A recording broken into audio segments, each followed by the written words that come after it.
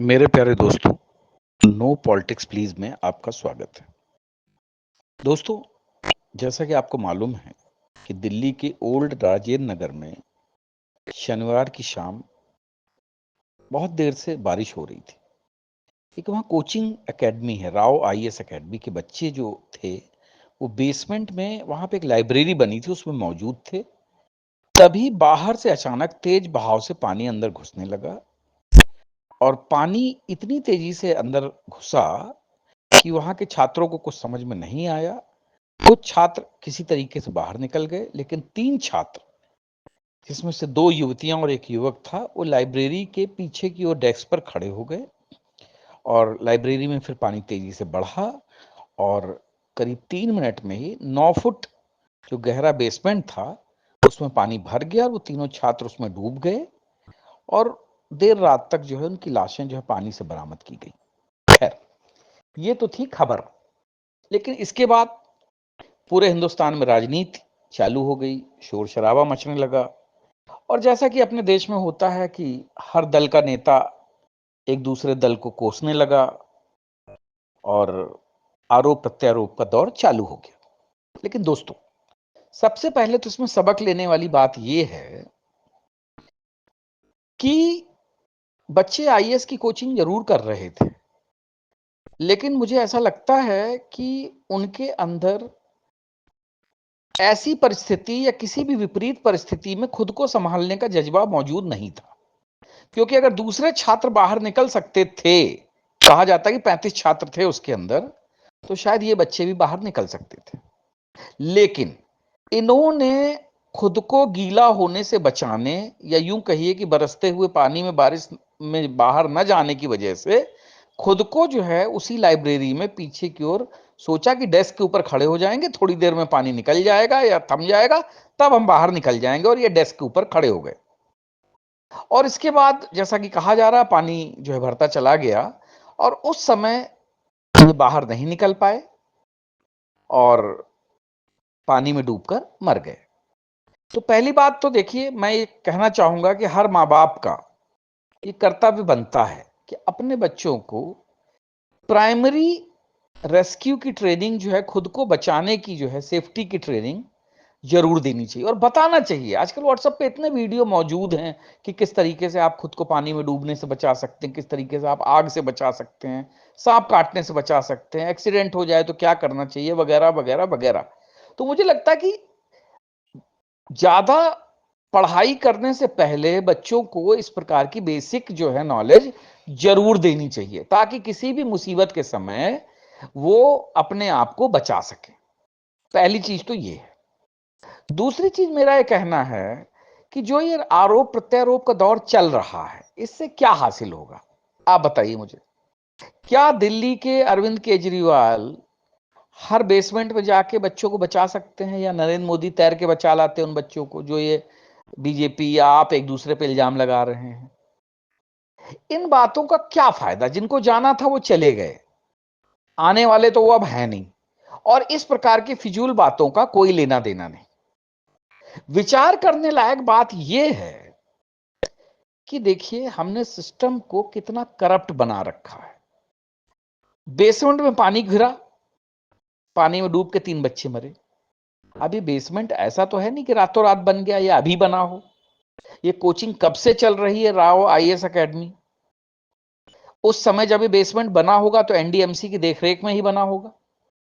क्या एनडीएमसी के किसी अधिकारी ने यह देखने की कोशिश की कि बेसमेंट में अगर पानी भरे, मान लो ज्यादा बरसात हो, दिल्ली वैसे भी ज्यादातर बरसात झेल रही है, इससे पहले भी आधी दिल्ली डूब चुकी है, तो उस समय क्या किसी ने इस बात की स्क्रूटनी करने की कोशिश की कि बेसमेंट में अगर पानी भरेगा तो क्या होगा, कैसे उस बेसमेंट से बचने के क्या उपाय हैं, कैसे उसमें आईएएस एकेडमी की कोचिंग चल रही है और वहां लाइब्रेरी बनी हुई है, उसकी परमिशन किसने दी?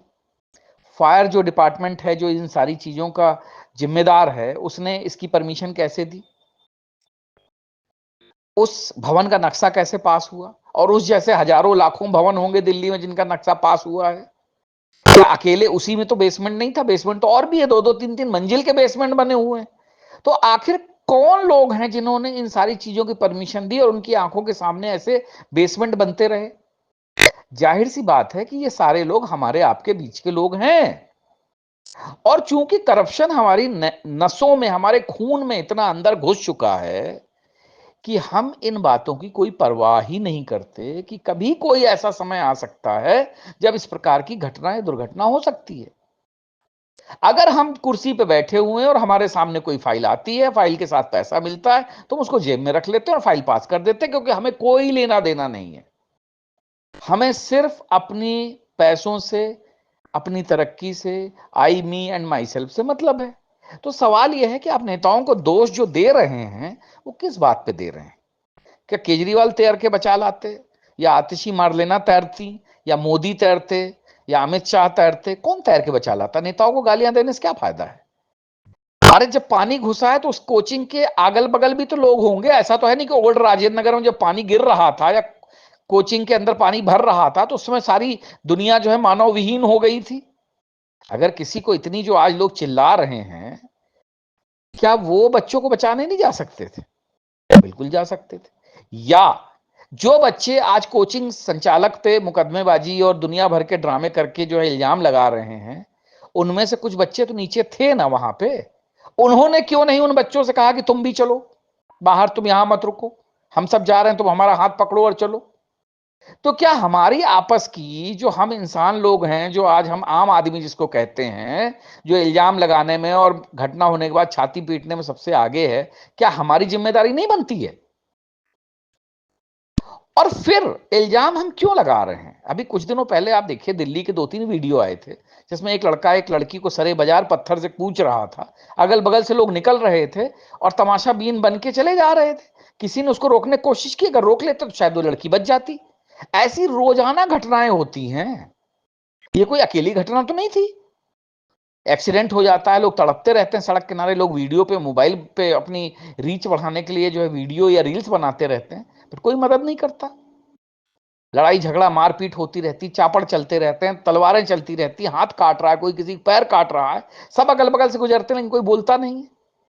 तो सवाल यह है कि आप किस बेसिस पे नेताओं को गाली दे रहे हैं? क्या नेता हमारे देश के सब इंसानों की रक्षा करने के लिए बने हुए हैं? नेताओं की क्या जिम्मेदारी है? वो आपके लिए कानून बनाएं या आपकी रक्षा करें? क्या पुलिस जो है हमारे इस देश में हर 1 लाख आदमियों पे करीब 200 या 300 पुलिस वाले हैं, क्या ये सबकी रक्षा कर सकते हैं? हम आज जो गालियां दूसरों को दे रहे हैं, क्या ये हमारा फर्ज नहीं बनता कि हम जो है खुद जागृत हों, अगर ऐसी मुसीबत में किसी के ऊपर पड़े तो उसकी हम मदद करें?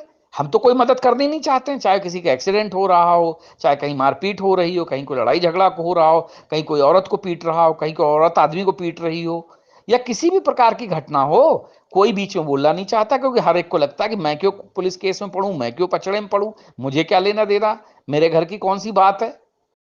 यही मेंटेलिटी है ना हम सबकी। तो अब रोने चिल्लाने से क्या फायदा? जाइए आराम करिए। तो दोस्तों, जब तक हम नहीं बदलेंगे समाज नहीं बदलेगा। नेताओं के पास वैसे भी इतने ज्यादा काम हैं कि वो इन बातों पे कभी ध्यान नहीं दे सकते। जो कोचिंग संचालक चला रहे हैं, उन्होंने भी किसी को कॉलर से पकड़ पकड़ के अपने पास नहीं लेके आए थे कि नहीं तुम आओ, तुम्हें यहां पढ़ना पड़ेगा वरना तुम्हारी गर्दन जो है दबा दी जाएगी। भाई लोग अपनी मर्जी से गए ना वहां पढ़ने। तो जब आप मर्जी से अपने वहां पढ़ने गए हो तो आपको भी पता होगा ना एडमिशन लेते समय कि वहां बेसमेंट है, बेसमेंट में कुछ भी हो सकता है, पानी भी भर सकता है, आग भी लग सकती है। तो अगर इतनी चिंता थी जान की तो काहे के लिए गए वहां पे? तो दोस्तों, सवाल ये नहीं है, सवाल सिर्फ इतना मैं कहना चाह रहा हूं कि हमारा देश टोटली करप्शन से घिरा हुआ देश है। करप्शन के चलते यही सब सारा हो रहा है, और जैसे जैसे आबादी बढ़ती जाएगी इस प्रकार की घटनाएं और भी बढ़ती जाएंगी, क्योंकि करप्शन को पालने में, फलने फूलने में हम सभी का हाथ है। सिर्फ सरकारें जिम्मेदार नहीं है, नेता जिम्मेदार नहीं है, क्योंकि जिन लोगों ने भी परमिशन दी वो मंगल ग्रह से आए हुए लोग नहीं थे। एनडीएमसी में भी हमारे आप जैसे इंसान काम करते हैं, फायर डिपार्टमेंट में भी हमारे आप जैसे इंसान काम करते हैं, उस राव कोचिंग के बगल में भी हमारे आप जैसे इंसान होंगे जो चाहते तो उन बच्चों को बचा सकते थे, और उन बच्चों के ही मित्र दोस्त रहे होंगे जो चुपचाप बाहर निकल गए और उनको वहां अंदर छोड़ गए। सो दोस्तों, इन बातों पे विचार करिए, इल्जाम मत लगाइए, अपने बच्चों को बचने की शिक्षा दीजिए, उनको ऐसी मुसीबतों से निपटने की भी शिक्षा दीजिए। आप आईएएस तो बना लोगे, लेकिन अगर ये चीजें नहीं आएंगी तो आईएएस होने के बाद भी आपके बच्चे डूब जाएंगे। ये चीज ध्यान रखिएगा। जय हिंद, जय भारत।